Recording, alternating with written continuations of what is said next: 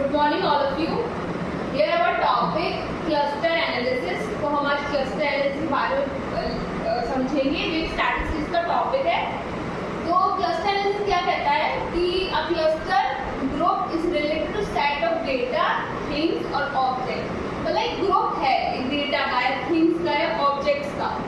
Cluster analysis को हम classification technique भी बोलते हैं और न्यूमेरिकल टैक्सोनॉमी भी बोलते हैं और क्यू एनालिसिस भी बोलते हैं।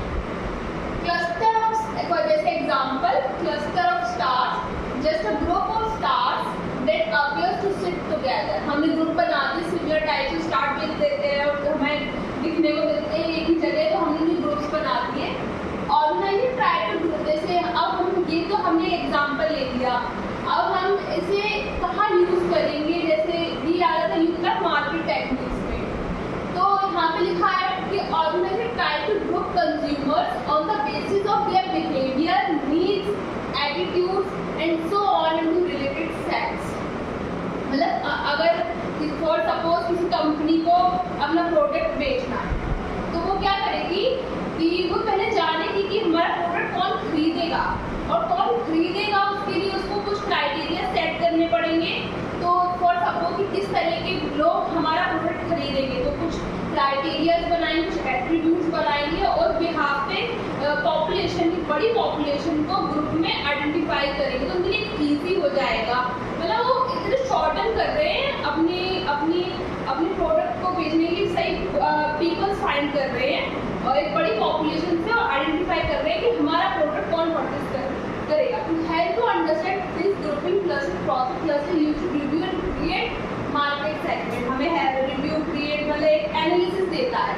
Cluster analysis a tool that is used in lot of disciplines, not just marketing. केवल मार्केटिंग में नहीं यूज हो रहा, हम कहीं भी कोई भी रिसर्च में या कोई इकोनॉमिक एक्टिविटी में कहीं भी यूज कर सकते हैं। Basically anyway this lot of data to contain into cluster of groups. बहुत सारे डेटा है, ग्रुप में कुछ क्राइटेरिया के बिहाफ पे हम बना सकते हैं और हम इजीली किसी चीज़ को समझ सकते हैं और कुछ अप्लाई कर सकते हैं। What we call market segment in marketing. Cluster analysis set is a data analysis technique, statistical technique that assign people or object into groups so that they have similarities with groups,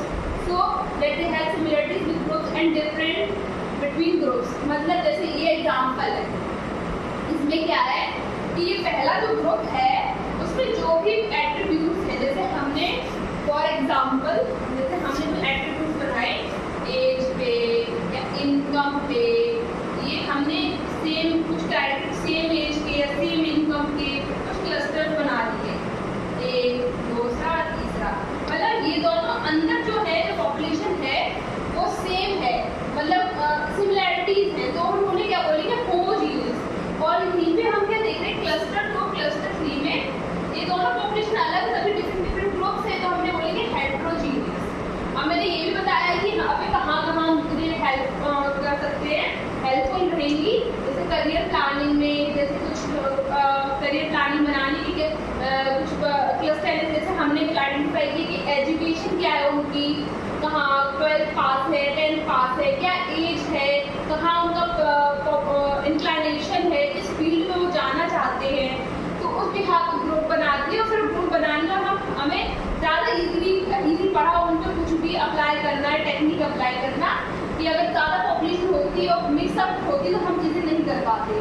segmenting industries वगैरह में भी, और market में तो हमने बताया कि consumers कैसे अपने प्रोडक्ट बेचने, कंज्यूमर्स को फाइंड करना है, तो कंज्यूमर्स कैसे हमें मिलेंगे, क्या क्राइटेरिया होंगे, तो उनको क्लस्टर्स करना और यहाँ पे हेल्पफुल है हमारे लिए। क्लस्टर एनालिसिस के टाइप्स या मेथड्स पढ़ेंगे, जैसे एक है हायरार्की क्लस्टरिंग और नॉन हायरार्की क्लस्टरिंग। मतलब इससे हम कोई भी पॉइंट्स डेटा को कैसे किस तरह से ग्रुप करेंगे।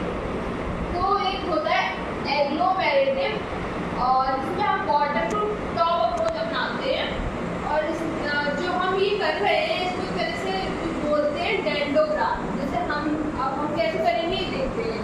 जैसे हमने देखा कि जो ए है और जो बी है वो आपस में कोरिलेट कर रहे हैं, तो हमने ग्रुप बना दिया।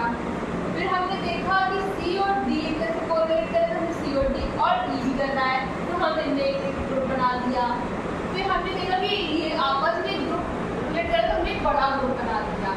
हमने क्या किया, यहाँ पे बॉटम से टॉप पे गए हम, जैसे हमने ए और बी का ग्रुप बनाया, ए बी, और फिर हमने क्या देखा सी और डी का है, तो हमने सी डी, यहाँ पे रह गया एक डी ग्रुप है सी डी, और फिर हमने देखा सी डी और ये ई, ये ग्रुप है, तो हमने सी डी ई बना दिया।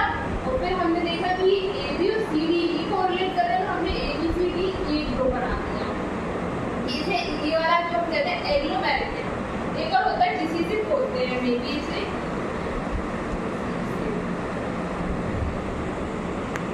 इसमें क्या करते हैं हम, बॉटम टू टॉप ना जाके टॉप टू बॉटम जाते हैं, एक बड़ा ग्रुप, उसको फिर देखा कि ये दो अलग हो सकते हैं ए बी और सी डी ई।